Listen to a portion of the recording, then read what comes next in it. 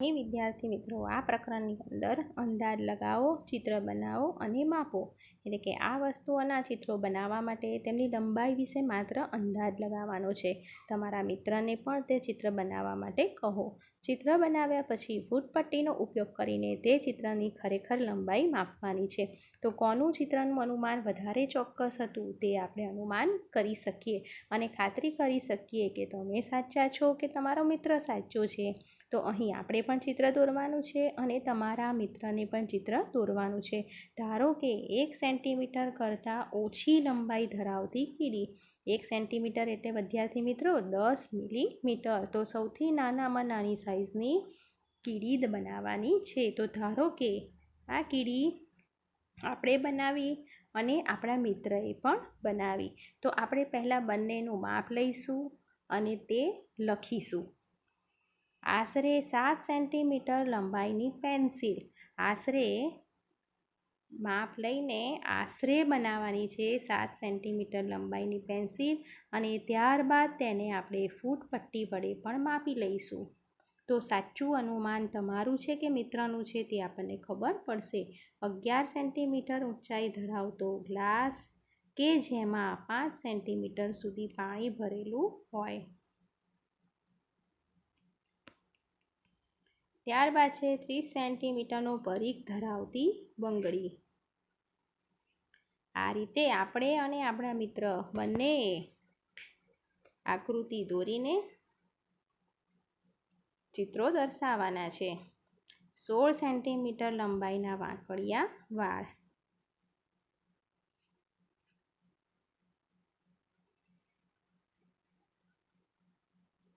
તો અહીં કોણ ફૂટપટ્ટી વડે ખરેખર માપવાનું અને દર્શાવવાનું કે કોણ સાચું છે. આ રીતે આપણે ગેમ રખી શકીએ. આ ગેમોને આપણે ઘરે પણ રમી શકાય. તો આપણી અહીં દ્રશ્ય જોઈને આંખો ભ્રમિત થઈ શકે કે કઈ રેખા વધુ લાંબી છે, એ કે બી. તો આપણે સામાન્યપણે જોઈએ તો આપણને બી રેખા લાંબી દેખાશે. તો તે કેટલા સેન્ટીમીટર લાંબી છે તે નોંધો અને તમારો અંદાજ કેટલો યોગ્ય છે તે દર્શાવવાનું છે. તો અહીં આપણને જે દર્શાવ્યું છે લાઈન તે બંનેમાં આપણને બી લાઈન લાંબી દેખાય છે અને તેને વિદ્યાર્થી મિત્રો તમારે જ ફૂટપટ્ટી વડે માપવાની છે અને માપ દર્શાવવાનું છે. હવે સી અને ડીમાં કઈ રેખા લાંબી છે, સી કે ડી? તો આપણને જોઈને તો સી જ લાંબી લાગે છે. તો રેખાને આપણે માપવાની અને આપણે આશરે આપણે કદાચ અંદાજ મૂકીએ કે તે 8 સેન્ટીમીટર લાંબી છે અને જો ફૂટપટ્ટી વડે માપતા ખ્યાલ આવે કે તે 8 સેન્ટીમીટરની નજીક જ છે તો આપણો અંદાજ ઘણો ખરો સાચો કહેવાય. આ રીતે આપણે આપણા અનુમાન વિશે પણ રમત રમી શકીએ. પ્રસ્તુત ચિત્રોની અંદર કોની પૂંછડી સૌથી વધુ લાંબી છે? અહીં આપણને ગરોળીની પૂંછડી દર્શાવી છે, ઉંદરની પૂંછડી દર્શાવી છે, બિલાડીની પૂંછડી છે, પપ્પીની પૂંછડી છે તેમજ વાંદરાની પૂંછડી દર્શાવી છે. તો કોની પૂંછડી સૌથી વધુ લાંબી છે તેનો અંદાજ લગાવવાનો. તો અહીં આપણને જોઈને ખ્યાલ આવી જાય કે આ જે વાંદરાની પૂંછડી છે તે ઘણી લાંબી છે. આ પૂંછડીને આપણે માપી શકીએ. તો આપણે જોઈને અંદાજ લગાવવાનો કે આ પૂંછડી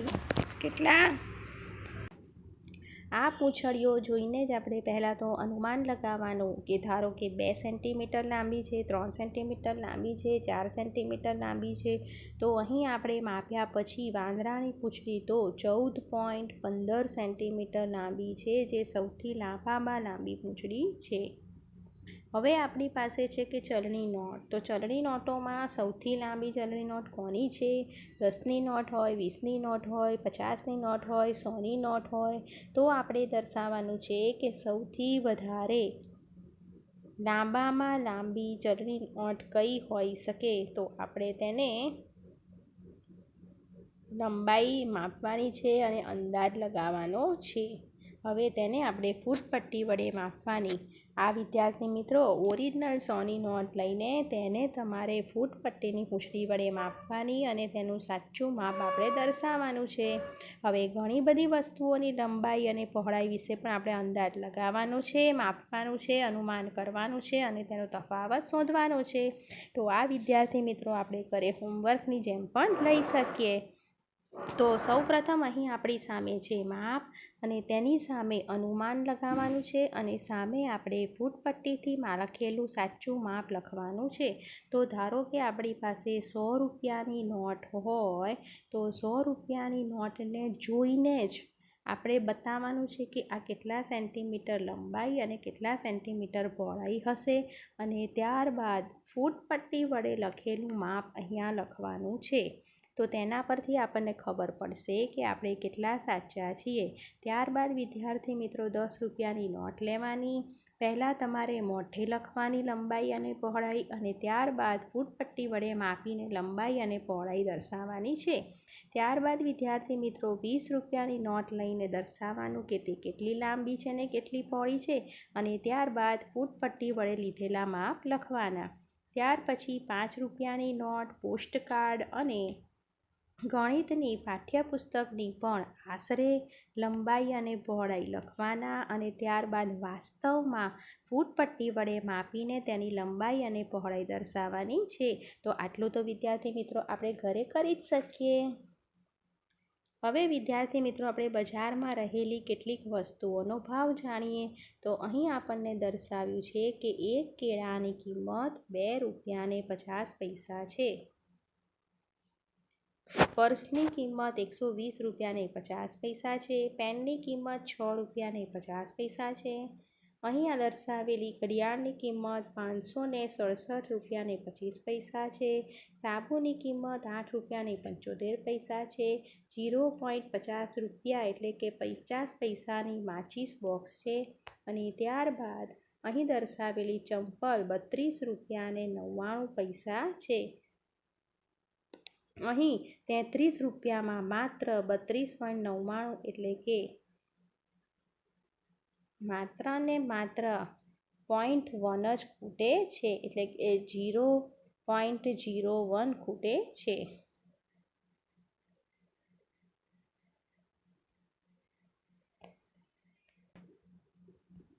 આ એક અનોખી કિંમત જુઓ જેમાં આપણને 32 રૂપિયા અને 99 પૈસા દર્શાવે છે, પરંતુ જો આપણે તેઓને 33 રૂપિયા આપીએ તો પણ તે આપણને 1 પૈસો પાછો તો નહીં જ આપે, કારણ કે 1 રૂપિયો બરાબર 100 પૈસા થાય છે. તેમાંથી 99 પૈસા કિંમત છે તો 1 પૈસો તો છે જ નહીં અત્યારે બજારમાં, તેથી તે આપણને 1 પૈસો તો પાછો આપવાના જ નથી.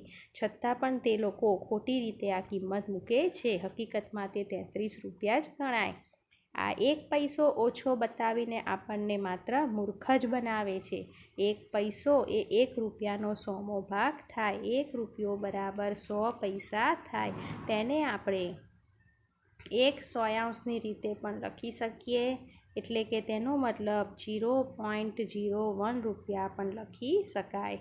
તેથી આપણે 99 પૈસાને 0.99 રૂપિયા લખીએ છીએ. 99 પૈસા એટલે કે 100 પૈસામાંથી 99 પૈસા, જેનો મતલબ કે 0.99.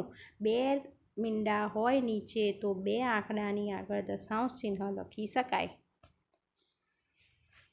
હવે આપણે 1 પૈસો એ 1 રૂપિયાનો કેટલામો ભાગ છે, એટલે કે 1 પૈસો એ 1 રૂપિયાનો 100મો ભાગ થાય, એટલે કે 100મો ભાગ થાય, કારણ કે 1 રૂપિયા બરાબર 100 પૈસા, એટલે 1 પૈસો એ 100મો ભાગ બને. હવે આપણે એક દિવાસળીની પેટીની કિંમત કેટલા પૈસા છે, તો અહીં આપણને દિવાસળીની પેટીની કિંમત રૂપિયામાં દર્શાવી છે કે 0.50 રૂપિયા છે. તેનો મતલબ કે 50માં માત્ર ને પૈસામાં માત્ર 50 દર્શાવાય. હવે રૂપિયા 2 અને 0.50માં કેટલી દિવાસળીની પેટીઓ ખરીદી શકાય, તો જો 0.50 રૂપિયામાં એક દિવાસળી તો 2 રૂપિયાને 50 પૈસામાં કેટલી દિવાસળી? તો 250 આપણે પોઈન્ટ ખસેડી લઈએ એટલે 100 ગુણ્યા 1/50. 0.50 એટલે 50 100 છેદનો છેદ અંશમાં જાય એટલે આપણે અહીં પોઈન્ટ ખસેડી લીધા એટલે તે 100 આપણે અંશમાં લખ્યા છે. 0 100 જતા રહેશે, 0 0 ઉડી જશે અને આપણો જવાબ રહેશે 5. એટલે કે ₹2.50માં 5 દિવાસળીની પેટીઓ ખરીદી શકાય. એક સાબુની કિંમત કેટલા રૂપિયા છે? તો એક સાબુની કિંમત ₹8.75 એટલે કે ₹8.75 છે. હવે અરુણ એક સાબુ ખરીદવા ઈચ્છે છે. તેની પાસે ₹5નો એક સિક્કો એટલે કે ₹5, ₹1ના 2 સિક્કા એટલે ₹1 2 સિક્કા એટલે 2 તથા 50 પૈસાના 4 સિક્કા. તો 50 પૈસાના 4 સિક્કા એટલે કે ₹2 થાય. 50 પૈસા 50 પૈસા 50 0.50 0.50 0.50 4 વખત કરીએ તો આપણો જવાબ રહેશે 2.00 એટલે કે ₹2 બને. એટલે કે તે પણ ₹2 થયા. તેને કેટલા પૈસા પાછા મળશે તે રૂપિયામાં દર્શાવવાનું છે. તો અહીં આપણે ટોટલ ₹9 થાય. સાબુની કિંમત છે ₹8.75. તેણે આપ્યા ₹9. સાબુની કિંમત છે ₹8.75.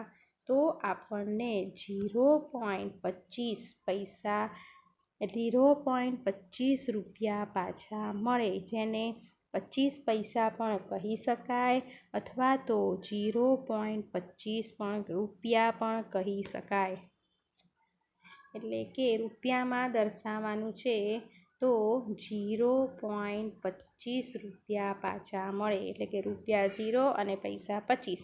એક કેળાની કિંમત ₹2.50 છે. તો 1.5 ડઝન કેળાની કિંમત કેટલા રૂપિયા થાય? તો એક કેળાની કિંમત ₹2.50 છે. તો 1.5 ડઝન એટલે કે 18 કેળાની કિંમત. એક ડઝનમાં 12 કેળા અને બીજા 6 એટલે કે 18 કેળામાં કેટલા થાય? તો 250 ગુણ્યા 18 અને 0.50 છે તેથી નીચે 2 0 દર્શાવીશું.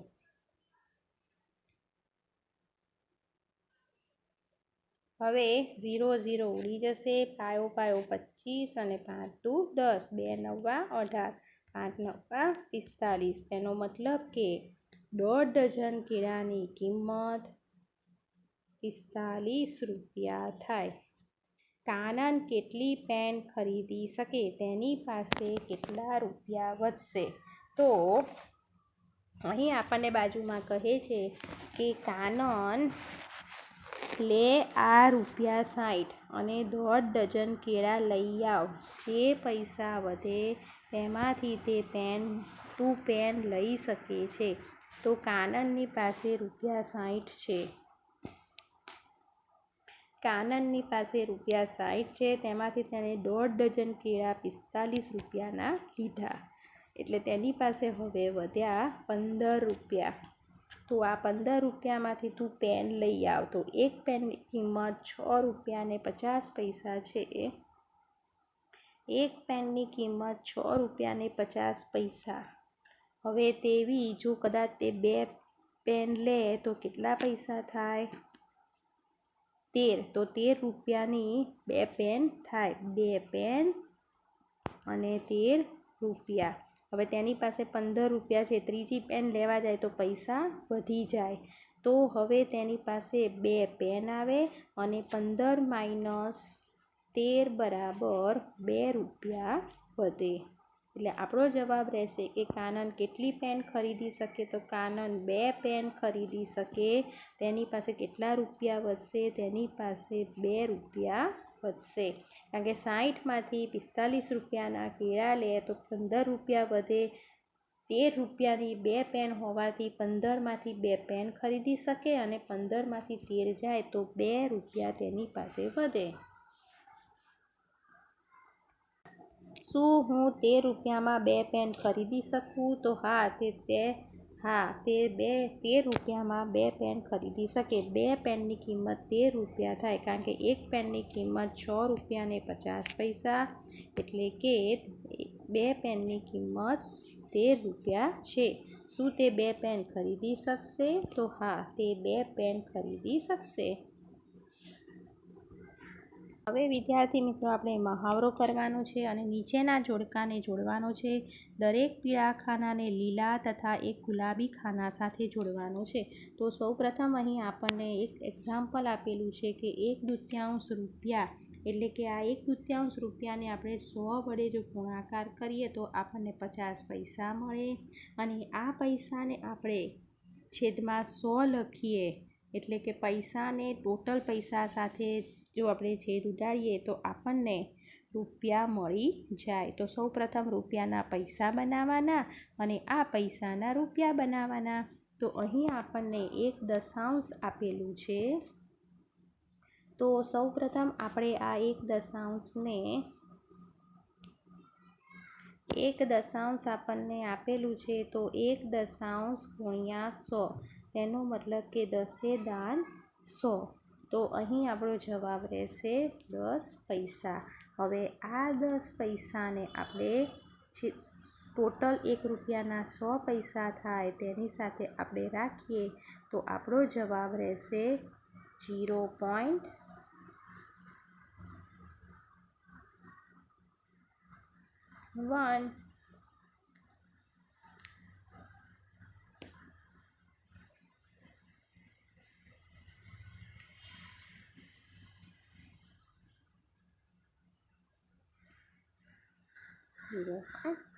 આ રીતે આપણે દર્શાવી શકીએ.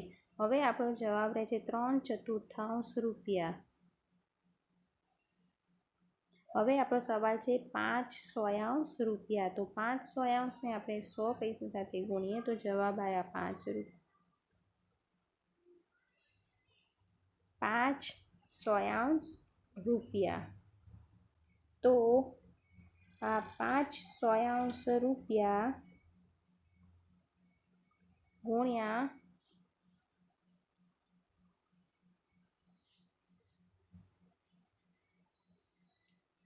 100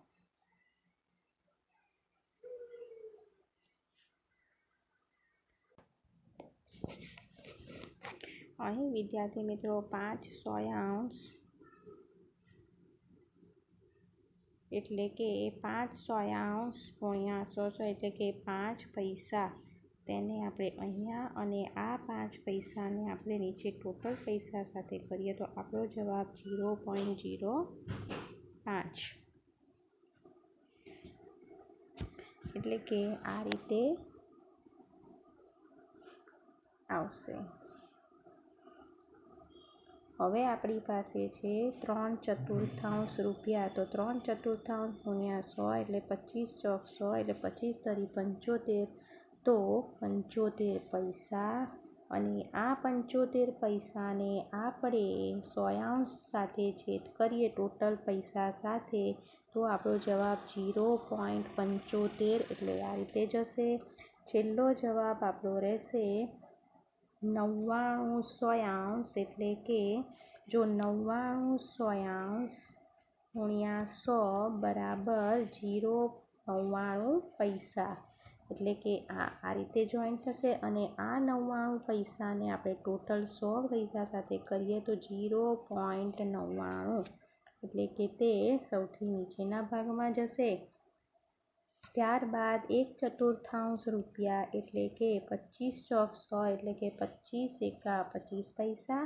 અને આ 25 પૈસાને આપણે છેદમાં 100 લખીએ તો 0.25. આ રીતે આપણું જોડકું જોડાશે. હવે વિદ્યાર્થી મિત્રો, આપણને અહીં રંગબેરંગી ડિઝાઇન દર્શાવી છે અને તેનાથી આપણે જવાબો આપવાના છે કે આ કાગળનો કેટલો ભાગ વાદળી રંગનો છે, એટલે કે છેદમાં આપણને 10 આપ્યા છે. તો ટોટલ અહીં 1 2 3 4 5 6 7 8 9 10 10 છે. તો 10માંથી કેટલો ભાગ વાદળી છે? તો 10માંથી 1 ભાગ વાદળી છે. આ કાગળનો કેટલો ભાગ લીલા રંગનો છે? તો આ કાગળનો 1 2 અને 3 એટલે કે 3 ભાગ લીલા રંગનો છે. કયો રંગ કાગળનો 0.2 જેટલો ભાગ ઢાંકે છે? એટલે કે 2 દશાંશ. એટલે ટોટલ 10માંથી 2 ભાગ કયા કલરનો છે? તો જે પીળો કલર છે તેના 2 ભાગ છે. તેથી તો પીળો ભાગ 2 દશાંશ એટલે કે 10માંથી 2 ભાગ ઢાંકે છે. અરે આ કાગળનો 0.1મો ભાગ વાદળી પટ્ટીનો છે. એટલે કે 1માંથી 10મો ભાગ વાદળી પટ્ટીનો છે. તો હવે આપણે બીજો કાગળ જોઈએ અને દરેક પટ્ટી 10 સમાન ખાનામાં વિભાજિત કરી છે. તેમાં બધા મળીને કુલ કેટલા ખાના છે?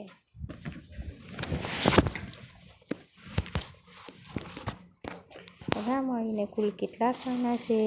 શું કાગળમાંનું દરેક ખાનું 100મા ભાગનું છે? તો હા, અહીં આ કાગળની અંદર 10 ખાના ઊભા અને 10 ખાના આડા છે. તેનો મતલબ કે દરેક ખાનું 100મા ભાગનું છે. તેમાં કુલ કેટલા વાદળી ખાના છે? તો તેમાં 1 2 3 4 5 6 7 8 9 10 10 ભાગ વાદળી રંગનો છે. આપણે જોયું કે કાગળનો 1 દશાંશ ભાગ વાદળી રંગનો છે, જેને આપણે 0.1 ભાગ લખ્યો એ હા છે. તો શું કાગળનો દરેક ખાનું 100મા ભાગનું છે? તો હા. અને કેટલા ખાના વાદળી ખાના છે? તો 10. એટલે ટોટલ કેટલામાંથી? તો 100માંથી. એટલે કે 100માંથી 10 ભાગ વાદળી રંગનો છે. અને આપણે જોયું કે 1 દશાંશ ભાગ વાદળી રંગનો છે, જેને આપણે 0.1 ભાગ પણ લખીએ. તો 10 ચોયાંશને એક મીંડું જો ઉડી જાય તો તેને 1 દશાંશ પણ લખી શકાય. આ 10 ચોયાંશમાંથી એક મીંડું ઉડી જાય તો 1 દશાંશ પણ લખી શકાય અને તેના પૂર્ણાંકમાં 0.1 પણ લખી શકાય.